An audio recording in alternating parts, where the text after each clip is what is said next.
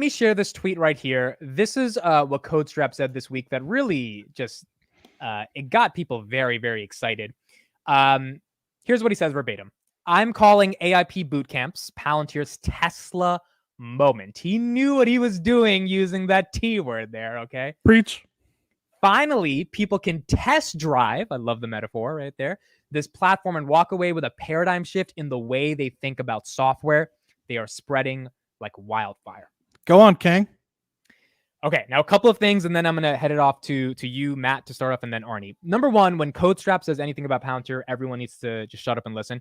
This is a guy who's plugged into the company. He works with a consulting firm. This is all public knowledge with PwC. He helps clients institute Palantir Foundry, specifically AIP. So he understands what Palantir is doing with AIP better than all of us.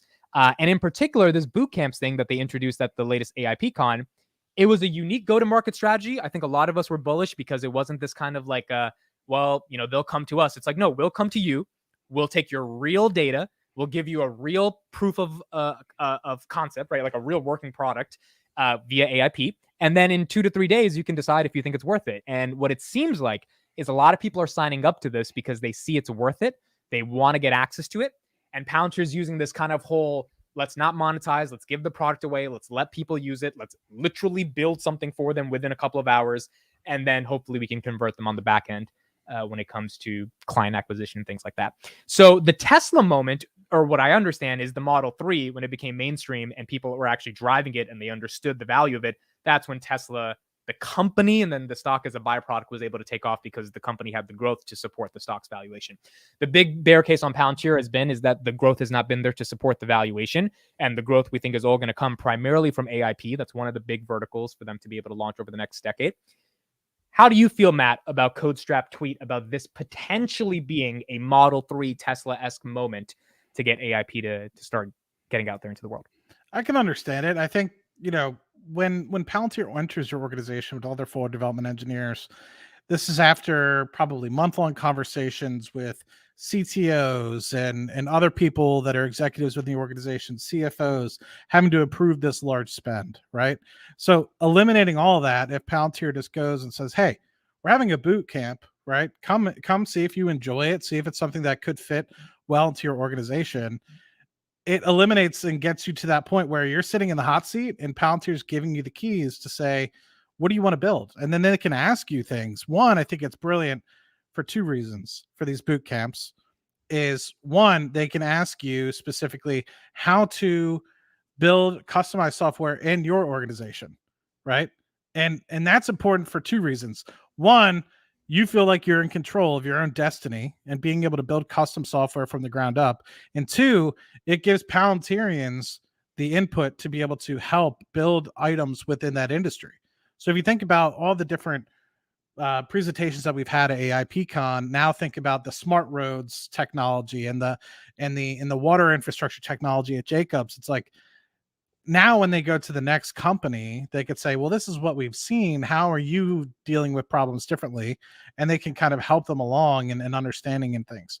So I think that that's a brilliant piece. So not only are people getting in control, the frontline workers are getting control much faster, but 2, you're eliminating a lot of the bureaucracy that is having to be kind of top-down driven. And so I think that that's probably where you're going to start to see more uptake in some of these companies. And if it takes off, it takes off, right? I think that the thought is, to me, is like, if you're able to get these people into, let's just say, boot camps, sign them up, trials or something like that, and they're able to build in it very quickly, then they're going to start to automatically infiltrate some of these companies. So this is something that I'm speculating on, and CodeStrap could probably do a lot better of. But it's like, I don't know what the entry requirements are. Can I, as an engineer, go to some of these boot camps and be like, I want to try this within my organization? And at UDOC, say we didn't have a massive contract with them already. At UDOC, I could be like, hey, I'm actually using this. This is something that we should try building. We have a 60-day trial. What do you think? And chat, regularly with some folks and Palantir to be able to. So the barrier to entry, you think, is just very minimal.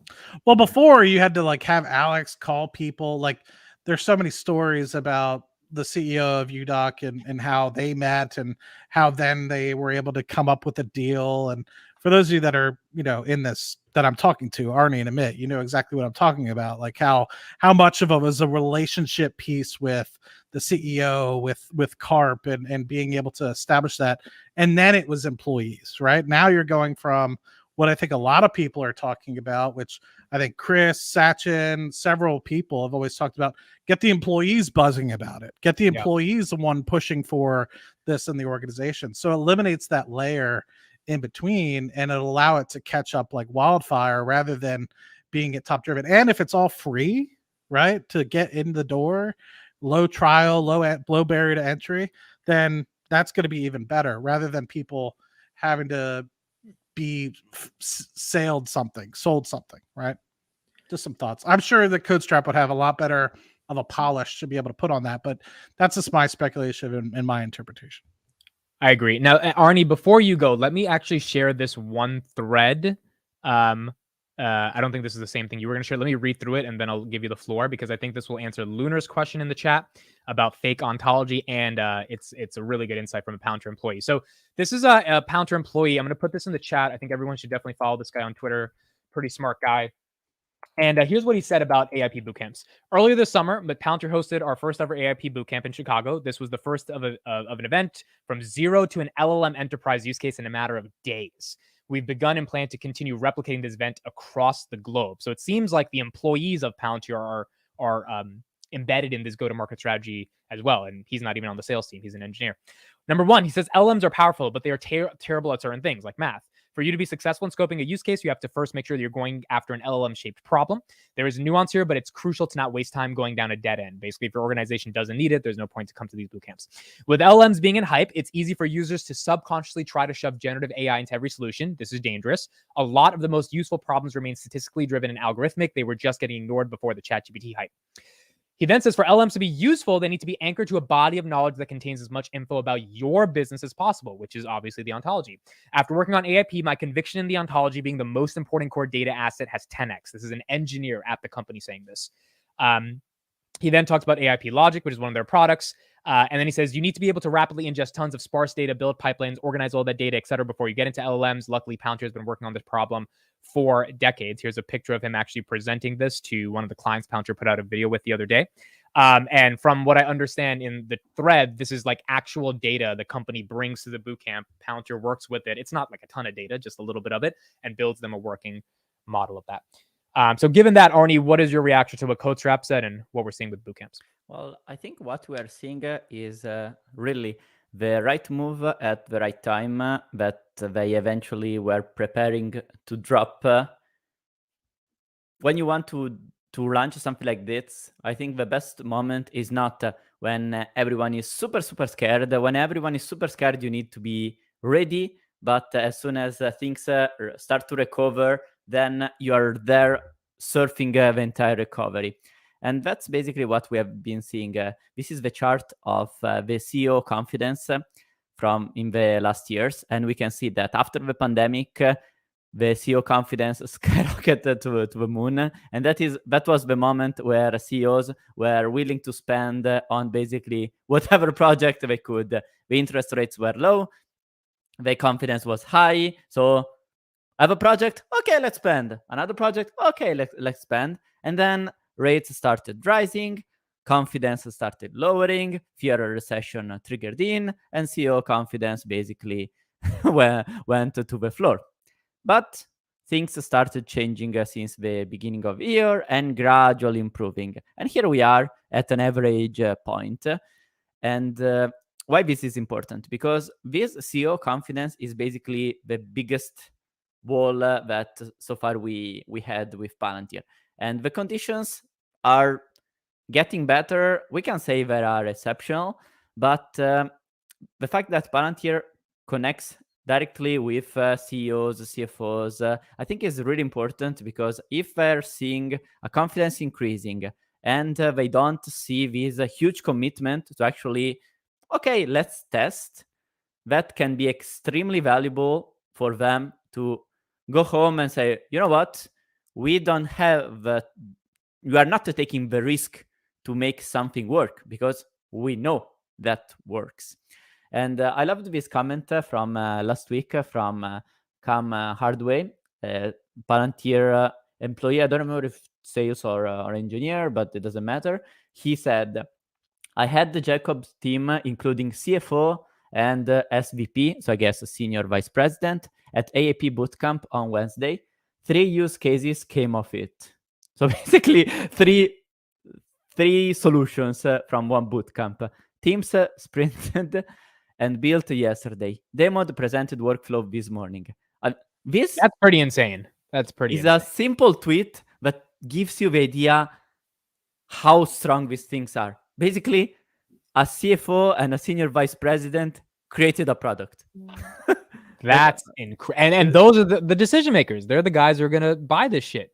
Imagine you're the decision maker and you are not listening to a 30-minute pitch. Oh, you need to buy this. You need to test. Please test us. But you have proof, direct proof. It's like, holy shit. I mean, you're not going to a steak dinner being sold about it. You're actually going to a boot camp and doing it in real time. I mean, it is probably is even less expensive.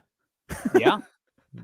So let's talk a little bit about that. What do you guys think the costs are around this go-to-market strategy? Because I'm actually concerned in the sense of curious. How do they pay the salespeople on this, right? Because if you're doing a boot camp where Alex Karp is rolling up his sleeves, like, are salespeople setting this up? If you have people coming organically, does that reduce your sales costs, your commission structure? This is kind of confusing, but it seems like it can work itself out. Well, let me first share a little bit this because this is something we haven't mentioned and strictly connects and I think is important. Shout out to Enrique who found this. Basically, we have proof from this tweet that the AIP bootcamps are free. So, oh wow, we don't. So, shit. Mike Maziello said, "So glad our company finally decided to simply let people try it for themselves." Yeah, meaning the company doesn't have to pay anything to attend the boot camp, essentially. So you want to attend the boot camp for free, you have a LLM product that works. And by the way, C3 AI keep insisting of having pilots, and they were getting paid actually quite a lot, like some 100K for the pilots, for 6-month pilots. So I think that was hit to that. It's like, okay, you have the opportunity, or you pay for a pilot that takes many months. Hopefully you bring something out of it, or you come to a boot camp for free in 35 days. You go home with something that works, and if that works, it's like, okay, maybe we should spend on this solution. So interesting data point that tells us boot camps are free. We don't know how this is actually monetized afterwards. Probably is just an integration of Foundry and be sold as use cases, but we can't really know. In terms of sales, well, surely I guess that if someone closes a deal, like someone brings a client, it would get a commission or so. But keep in mind that Karp mentioned we are basically shifting the entire company equilibrium toward the success of AIP. Even the SBC will be linked to the SBC.